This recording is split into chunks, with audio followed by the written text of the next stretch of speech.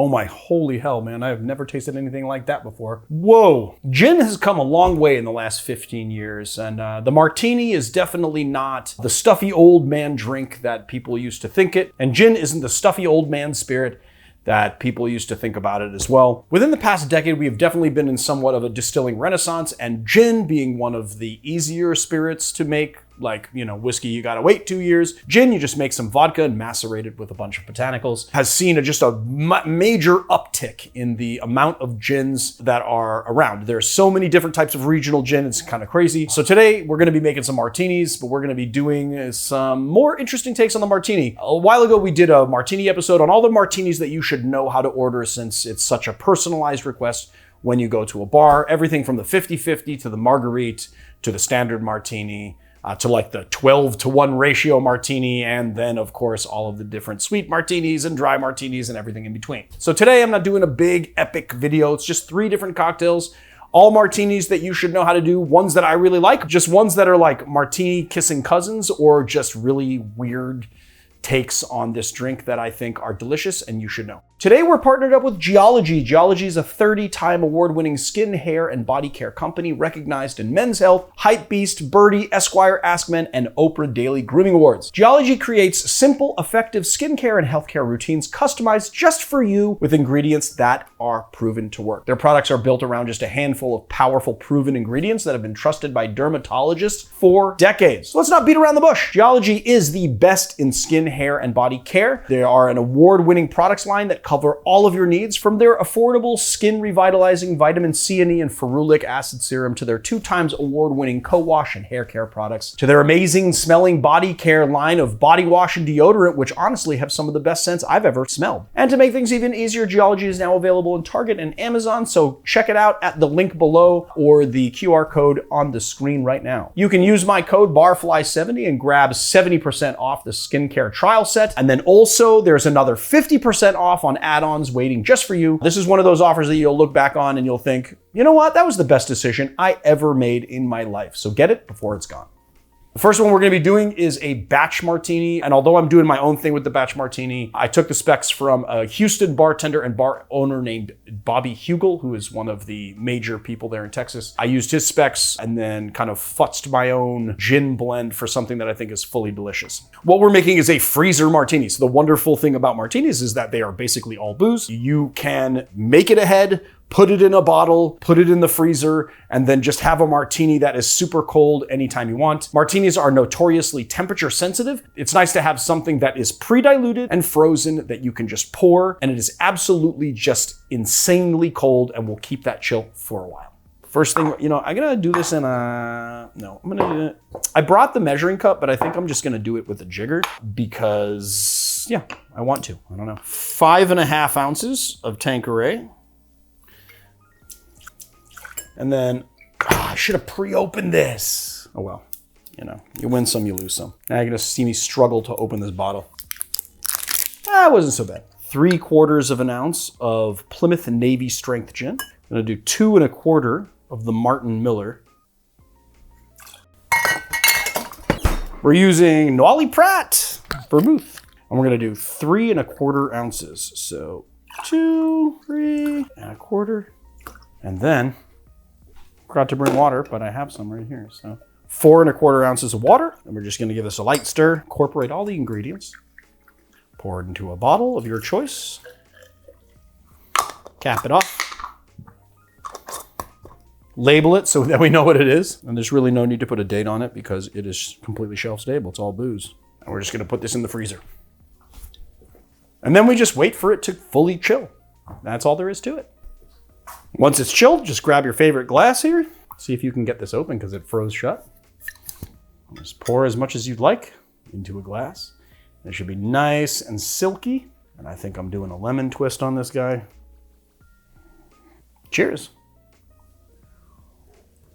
Nothing better than a just freezing cold martini. But what's nice here is the little blend of gins. You've got the earthiness and a little bit of that proof from the Plymouth, and then you have a little cucumber vibe that you're coming in from the Martin Miller, and then you've got just like a nice straight citrus forward London dry from your Tanqueray, and you just have this nice, very bespoke martini, just the way I like it. So you just take whatever blend of gins that you like and whatever vermouth that you like most, batch it out, put it in the freezer, and you just got martinis for all forever.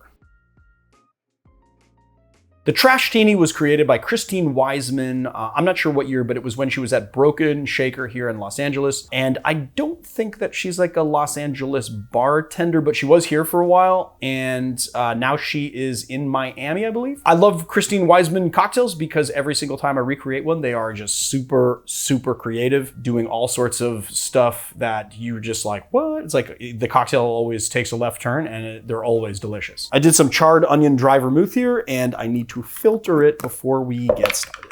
So let's do that, shall we? Where's the... Smells so good. I can't believe that it turned this golden color though. I mean, well, I guess I can since it's like little, the tips are charred and kind of a little caramelized. Maybe while we're waiting, I can tell people how to make this. So basically what you want to do is take 1 onion and about 375 milliliters of dry vermouth. You want to chop the onion up, throw it on the grill if you have a grill. If you don't have a grill, you can do it in the oven. Just put it in like on a sheet pan with a little parchment paper or something at 350 degrees and just cook it until the onion gets translucent, and then up it to 500 degrees. And cook it until just like the tips are getting charred. And then you can throw it in a jar along with the dry vermouth, and you let it infuse for 24 hours. I threw this on the grill though, and just kind of charred it there. That kind of worked, that worked. I mean, I don't know, I'm sure there's a little bit left in here, but that's all right.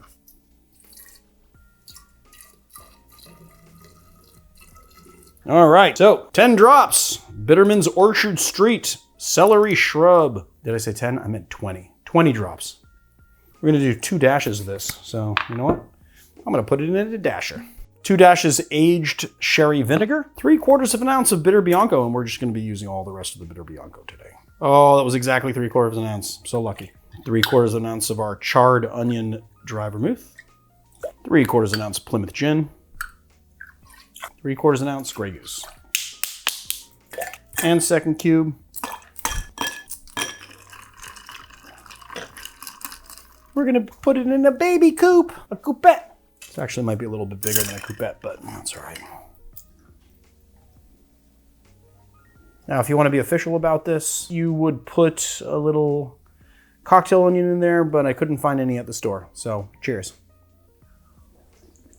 Oh my holy hell, man. I have never tasted anything like that before. Whoa. Wow, the bitter Bianco and the onion go really well together. And then you get the acidity from the sherry. It's very savory. And then it all works very well with the botanicals in the gin. And then you've got the vodka just sort of rounding everything out, making it nice and smooth. I used Grey Goose vodka, which is what was called for in the recipe, and Plymouth Gin. I wouldn't change out the gin if you can help it. Although I will say that a London dry gin will work very well in this cocktail. But if you can get Plymouth, it's got like an earthiness to it. It's got like all of the like very similar botanical elements to a London dry, but it has an earthy quality to it that is missing from the London dry. It's less like crisp, I guess, and a little bit less citrusy, which works really well with the onion. I'm a little obsessed with this charred onion vermouth. I think that you should just go and make it. It's super easy to make, and it only takes about 20 minutes, start to finish. This is an incredible martini variation, something that I could kill several of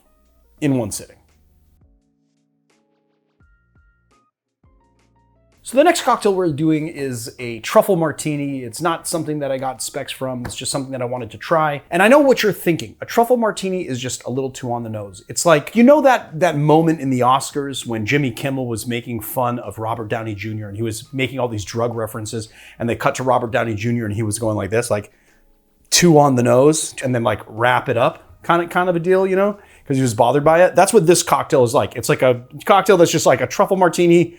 It's too on the frickin' nose, but you know what? I think we're gonna add the truffle in a little bit of an interesting way, and I think this is gonna be a pretty informative cocktail, and if not, at least it's gonna be a really good one to drink. All right, so first thing we're gonna do here is we're gonna use Blanc Vermouth, because it's a little more delicate on the palate, and it's got a little sweetness to it that I like, and we're just gonna do 1 ounce of our Blanc Vermouth here. And we're gonna be using Plymouth Gin. We're gonna be making use of that nice earthy flavor I was talking to you about earlier, and we're just gonna do that right there. So where does the truffle come in here? Well, I'm sure you saw it next to the Blanc Vermouth there. We're gonna use a pinch, like a good pinch of truffle salt. We're just gonna throw that in like so and give it a stir and see what happens. But what's nice about this cocktail is that the salt is adding salinity to it as well. So it's not only enhancing the flavor of the gin and the Blanc Vermouth and the botanicals and the sweetness, but it's also adding its own sort of minerality and salinity to the cocktail. And then of course you get that truffle flavor. I was gonna do 2 pinches, but I wanted the truffle to be, you know, kind of subdued. If it's too truffly, it's gonna be like, it's gonna hit you on the head, way too truffly. So I didn't want to do that. I want it to be a little more subtle, maybe a little more subtle than Jimmy Kimmel, but you know, not so subtle that you can't taste it. Does that make sense? If I had a little truffle oil, I might garnish. A little truffle oil, but I think a little lemon is going to do really nicely on this as well. Just chill your glasses, guys, especially martinis, because you want to make these as cold as possible for as long as possible. I think I'm going to do lemon on here too. I think I'm going to do a spritz and discard on this one. Get those bright oils, get a little of the oils around the glass. Let's give it a sip. Cheers.